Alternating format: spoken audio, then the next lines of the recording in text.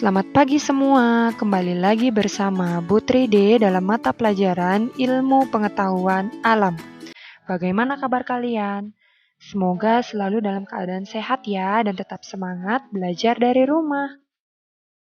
Hari ini kita akan memasuki materi tema 4 yaitu tentang organ peredaran darah pada manusia. Untuk itu, simak video ini dengan baik ya. Pada video kali ini, kita akan belajar materi tema 4 yaitu tentang organ peredaran darah pada manusia. Sebelum masuk ke materi, jangan lupa klik tombol subscribe dan aktifkan lonceng notifikasinya ya. Materi yang pertama yang akan kita bahas yaitu tentang sistem peredaran darah pada manusia. Pada video sebelumnya, kita telah mempelajari tentang organ pencernaan pada manusia. Proses pencernaan menghasilkan sari makanan. Sari makanan ini akan diedarkan ke seluruh tubuh. Sari makanan diedarkan ke seluruh tubuh oleh sistem peredaran darah. Darah juga berfungsi mengedarkan oksigen dan karbon dioksida hasil pernapasan. Sistem peredaran darah meliputi yang pertama darah, yang kedua jantung, dan yang ketiga pembuluh darah. Materi inilah yang akan kita bahas pada video kali ini. Mulai dari yang pertama yaitu darah. Darah merupakan suatu jaringan yang terdiri atas sel-sel darah. Darah terdiri dari beberapa komponen darah. Yang pertama itu ada plasma darah. Yang kedua ada sel darah merah. Yang ketiga ada sel darah putih. Dan yang terakhir ada keping darah. Sebelum kita membahas lebih jauh, mari kita cermati gambar dari komponen darah. Berikut ini merupakan gambar dari komponen-komponen darah. Adapun yang pertama, pada bagian ini disebut dengan pembuluh darah. Kemudian bagian yang kedua, pada bagian ini yang nampak cair, disebut dengan plasma darah. Bagian ini disebut dengan sel darah merah. Bagian yang keempat disebut dengan sel darah putih. Dan bagian yang terakhir disebut dengan keping darah. Marilah kita bahas satu persatu komponen darah. Yang pertama itu ada plasma darah. Berikut ini merupakan gambar dari plasma darah. Adapun ciri-ciri dari plasma darah yang pertama yaitu berwarna bening, kekuningan, dan terdiri dari 92% air. Ciri yang kedua yaitu berfungsi mengedarkan sari-sari makanan, protein, dan hormon. Dan ciri yang ketiga yaitu membantu membuang zat-zat sisa metabolisme. Komponen yang kedua yaitu sel darah merah atau eritrosit. Berikut ini merupakan gambar dari eritrosit. Adapun ciri dari sel darah merah atau eritrosit, yang pertama itu mengandung protein hemoglobin. Yang kedua, hemoglobin ini berfungsi membawa oksigen dan mengedarkan ke seluruh tubuh. Dan yang ketiga yaitu berfungsi mengangkut karbon dioksida dari seluruh tubuh untuk dikeluarkan dari paru-paru. Komponen darah yang ketiga yaitu sel darah putih atau leukosit. Berikut ini merupakan gambar dari sel darah putih atau leukosit. Adapun ciri-cirinya yang pertama yaitu berperan melawan bakteri, virus, dan kuman penyebab penyakit pada tubuh. Dan ciri yang kedua yaitu membantu meningkatkan daya tahan tubuh. Berikutnya, komponen darah yang keempat yaitu keping darah atau trombosit. Berikut ini merupakan gambar dari trombosit. Adapun ciri-ciri keping darah atau trombosit yang pertama yaitu membantu proses pembekuan darah dan penyembuhan luka. Dan yang kedua yaitu memperbaiki pembuluh darah yang rusak. Nah, ketika kalian terluka, keping darah inilah yang membantu proses pembekuan darah pada luka kalian sehingga tidak terus mengeluarkan darah. Selanjutnya, yang kedua yaitu ada jantung. Jantung adalah organ tubuh yang berfungsi memompa darah ke seluruh tubuh. Jantung manusia terletak di dalam rongga dada agak sebelah kiri. Ukuran jantung orang dewasa kira-kira sekepalan tangan, dan berat jantung orang dewasa sekitar 300 gram. Berikut ini merupakan anatomi dari jantung, di mana setiap bagian-bagian dari jantung memiliki nama serta fungsinya masing-masing. Jantung terdiri atas 4 ruang. Ruang yang pertama pada bagian ini disebut dengan bilik kiri.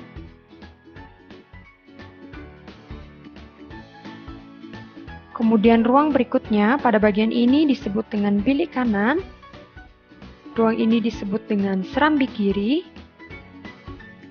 Ruang ini disebut dengan serambi kanan.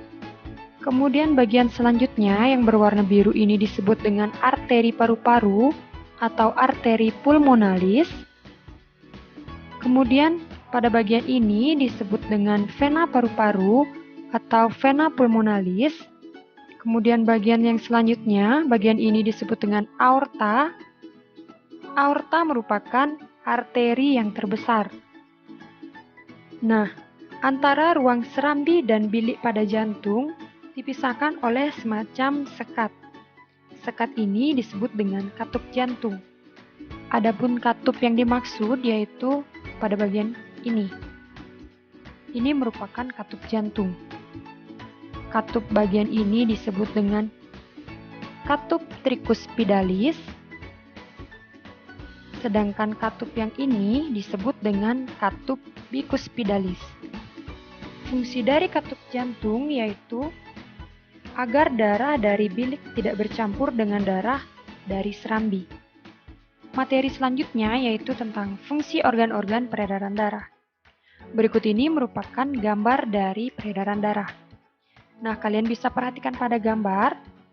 Pada gambar yang berwarna merah merupakan organ peredaran darah yang kaya akan oksigen, sedangkan organ peredaran darah yang berwarna biru merupakan organ peredaran darah yang kaya akan karbon dioksida.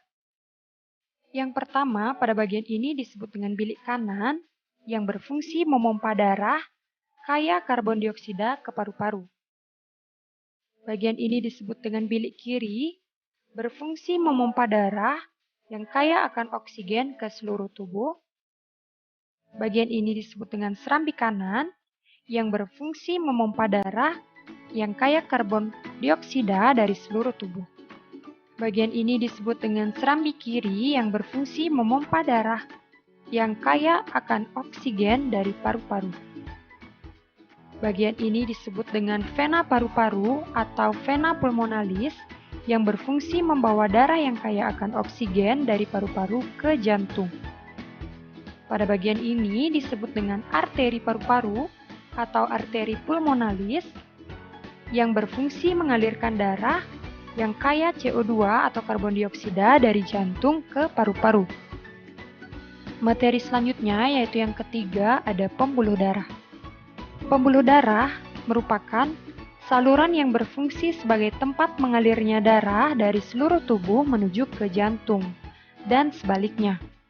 Pembuluh darah ada beberapa macam. Yang pertama itu ada pembuluh nadi atau arteri. Yang kedua ada pembuluh balik atau vena, dan yang terakhir ada pembuluh kapiler. Pembuluh nadi atau arteri berfungsi mengalirkan darah keluar dari jantung. Pembuluh balik atau vena berfungsi mengalirkan darah masuk ke jantung, dan pembuluh kapiler merupakan pembuluh kecil yang menghubungkan arteri dan vena. Berikut ini merupakan perbedaan arteri dan vena. Pembuluh nadi berwarna biru dan pembuluh balik atau vena berwarna merah karena pembuluh nadi atau arteri kaya akan karbon dioksida, sedangkan pembuluh balik atau vena kaya akan oksigen. Adapun perbedaan yang pertama yaitu pembuluh nadi atau arteri tempatnya agak ke dalam permukaan kulit atau tersembunyi. Sedangkan pembuluh balik atau vena tempatnya dekat permukaan kulit dan tampak berwarna kebiru-biruan. Kemudian perbedaan yang kedua, pembuluh arteri memiliki dinding pembuluh yang tebal, kuat, dan elastis, sedangkan pembuluh vena memiliki dinding pembuluh yang tipis dan tidak elastis. Perbedaan yang ketiga yaitu pembuluh arteri denyutnya terasa, sedangkan pembuluh vena denyutnya tidak terasa. Dan perbedaan yang terakhir yaitu pembuluh arteri jika terjadi luka darahnya mengucur, sedangkan pembuluh vena jika terjadi luka darahnya menetes. Materi selanjutnya yaitu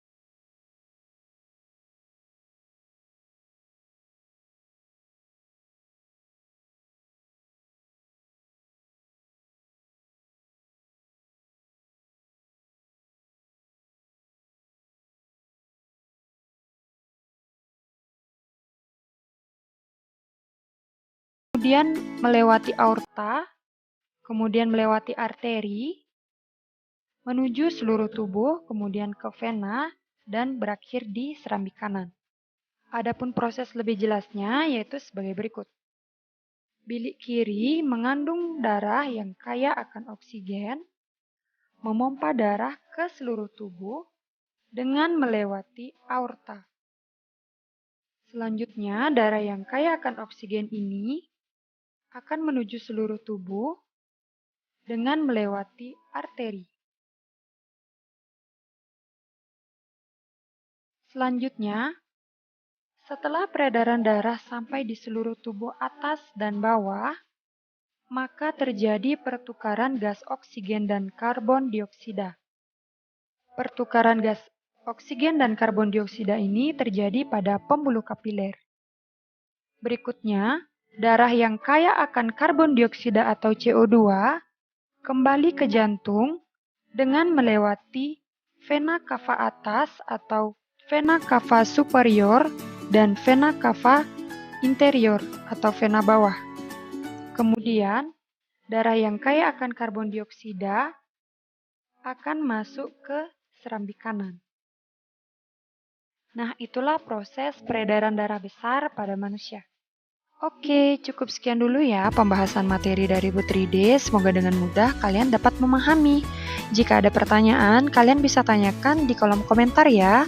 Akhir kata, Putri D ucapkan terima kasih dan sampai jumpa.